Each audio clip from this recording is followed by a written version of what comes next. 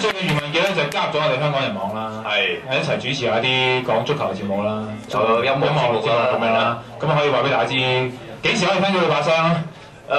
大家只要逢禮拜一嘅9點鐘收聽呢個流行普選咧，就會見到我不斷喺度打一啲好正嘅歌啊，一啲好正嘅音樂啊，特別係一啲喜愛80年代英倫音樂嘅朋友咧，我諗一定會喜歡我呢個節目啫。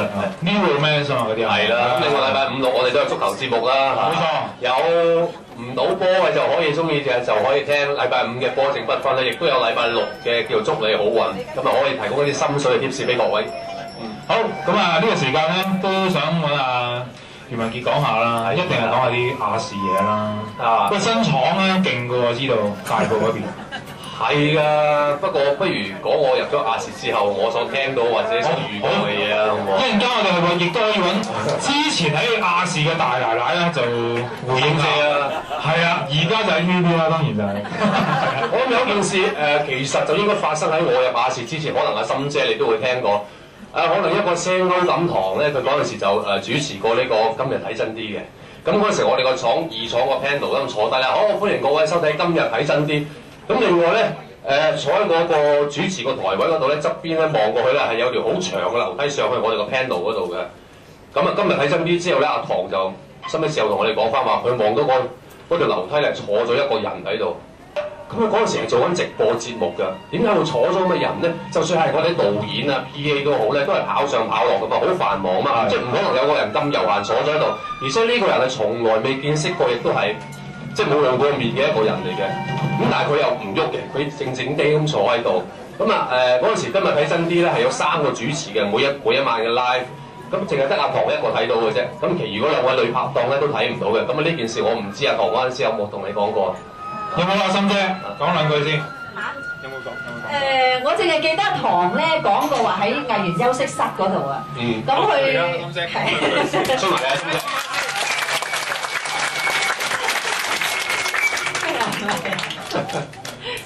恭喜你啊，台慶！阿爆謝話大家伙啫，我冇講過。咁其實我係聽過阿唐講話，我哋個休息室嗰度咧，佢就會翻去瞓覺嘛。咁佢就話瞓覺嗰時佢瞓到朦朦朧朧嘅，聽到人話唔知佢睇唔睇到我哋咧咁樣。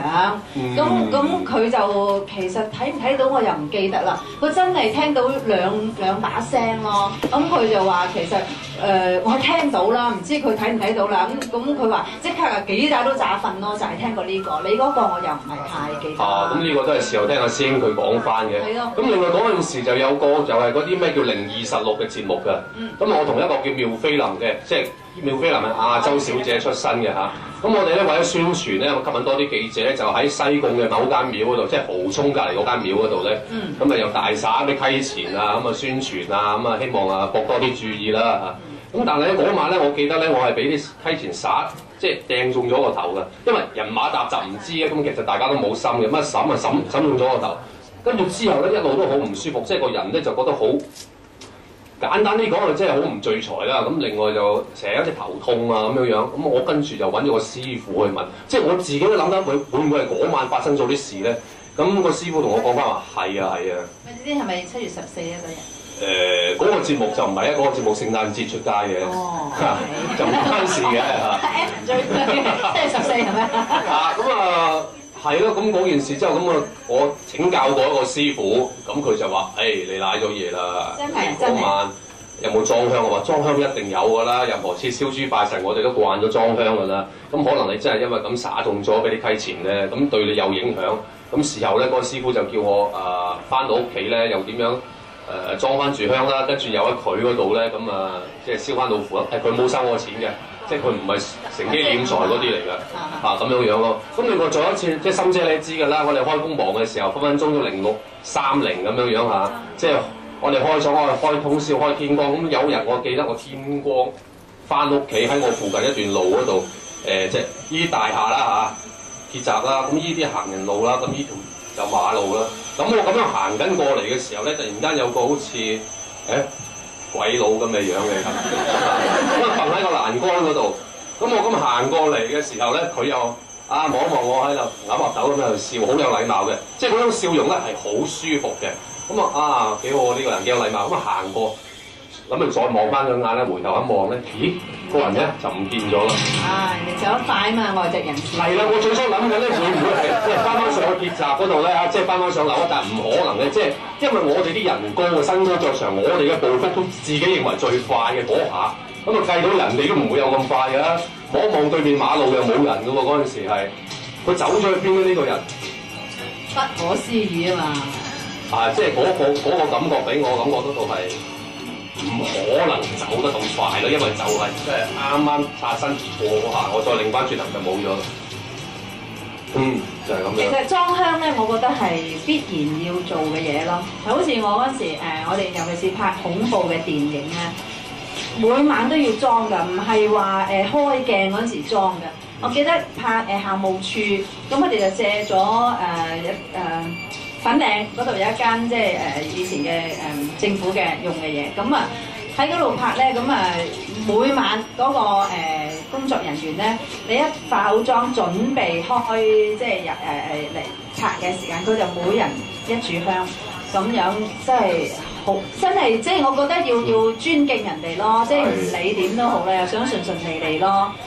嗰次真係幾驚㗎，因為嗰度校務處嗰度，大家有冇睇過校務處咧？請問有啊，嗰個學校嗰度咧，咪有個影嘅。其實佢哋話第一日咧係自己畫嘅，就輕輕嘅啫，即係唔係話畫到咁深嘅。因為佢哋只要係有一啲只有還無咁嗰種感覺嘅。咁我哋係拍咗好多日嘅。點知嗰度咧越拍越型喎，嗰個成個人咧即係突晒出嚟嘅。咁我記得咧，我從來咧去洗手間咧，我都唔使人陪嘅。就算去外景幾危險嘅嘢咧，都唔使人陪嘅。但係嗰次我冇辦法啊，真係嗰種陰森嘅嘢俾你感覺到咧，佢係搭即係搭電冇電，係愛嚟搭線嘅啫。咁入咗去嗰度必經過嗰間房嗰個人形嗰個位，哇！咁我冇辦法啦，我話你陪住啦，真係要需要人陪啦，寒嘅嗰下真係。仲有一度就心姐你好彩啊，你走得快啊！走咁慢嘅。唔係，咁你知啦，我哋係07年嘅暑假開始，我哋亞視由廣播道就搬過去大埔嗰邊啦。係啊。咁跟住落嚟一路都有啲問題發生，我記得係啊，你過咗 TVB 㗎啦，嗰陣已經。走得快我哋公司有個高層嘅女同事，咁不嬲佢都好健康，佢又好中意睇書。咁有日我喺走廊，大家2樓 office 嗰度啲通道撞到佢，咦！我見佢做乜突然間揸住支拐杖啊咁樣啊，又行得好辛苦。我問你咩事啊？佢話我自己都想知道咩事。一覺醒來嘅時候咧，隻腳好痛，痛得嚟又冇晒感覺。咁因為冇感覺關係，所以佢行路一定要揸住支拐杖。咁呢一個女同事，我諗我大約同佢傾完偈1個月之後咧，佢就拜拜咗啦。嚇！係啦，佢係一位高層嚟，我陣間講個名俾你聽啦。咁另外咧仲有個我哋幕後嘅編審，一個資深嘅編審。咁呢個編審亦都係我哋一啲好朋友、好同事嚟嘅。咁佢咧係一個女性嚟嘅。咁嗰個時間應該係08年嘅1月份左右，咁我就過咗台灣拍攝，咁突然間收到啲電話，咁打俾啲導演，咁導演聽完之後就好唔開心。導演咩事啊？究竟聽完個電話咁唔開心？佢話邊個因為喺屋企沖涼嘅時候跌低咗，咁就一跌低咗就去咗啦。咁然之後再加上。